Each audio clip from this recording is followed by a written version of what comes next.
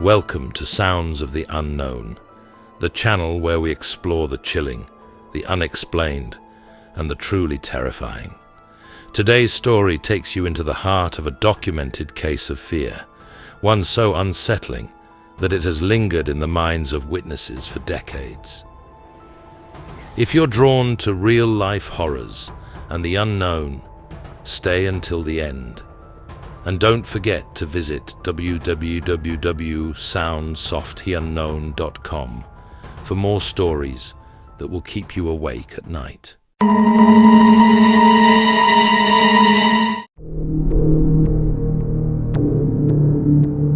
Route 26, a desolate stretch of road in rural Pennsylvania, is notorious for eerie happenings. Drivers often report strange shadows, whispers in the dead of night, and a chilling cold that seems to follow them. But one story rises above the rest, a documented encounter that sent shivers down the spines of everyone involved. It was a freezing night in December 1997. Mark Reynolds, a 34-year-old delivery driver, was on his usual late-night route. Mark had driven this road hundreds of times, but that night felt different. The air felt heavy, he later recalled, like something was pressing down on the entire landscape. Around 2:15 a.m., as Mark drove past an old, abandoned motel, his headlights caught a figure standing by the roadside. It was a woman, barefoot and wearing a thin, white dress, despite the sub-zero temperatures. She stood unnervingly still, her long black hair covering most of her face. Mark slowed down, hesitating. Leaving someone out there in the freezing cold didn't sit right with him. He pulled over, rolled down his window slightly, and called out, "Ma'am, do you need help?" The woman didn't answer. She simply turned her head, and for the first time, Mark saw her face, or what should have been a face. Her eyes were pure black, empty voids that seemed to absorb the light around them.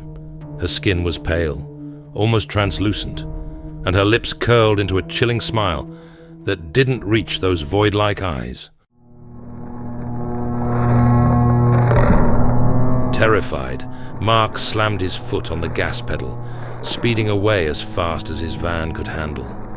He glanced in his rearview mirror and froze.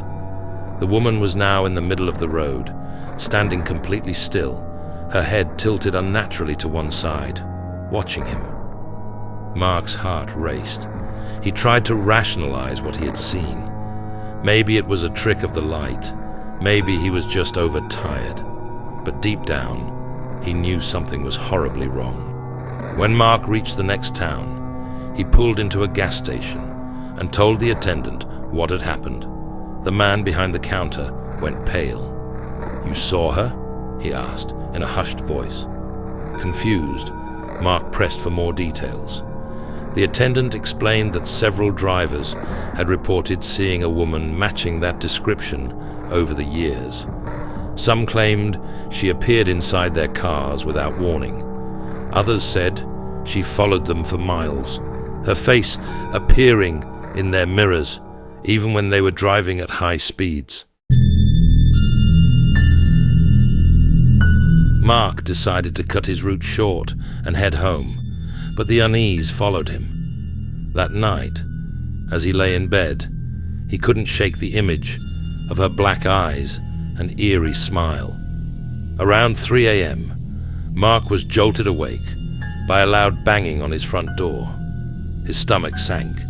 Peering through the peephole, he saw no one there, but the banging continued, louder and more frantic. Summoning his courage, Mark opened the door, but the porch was empty. The only sound was the wind howling through the trees. As he turned to go back inside, he felt a presence behind him.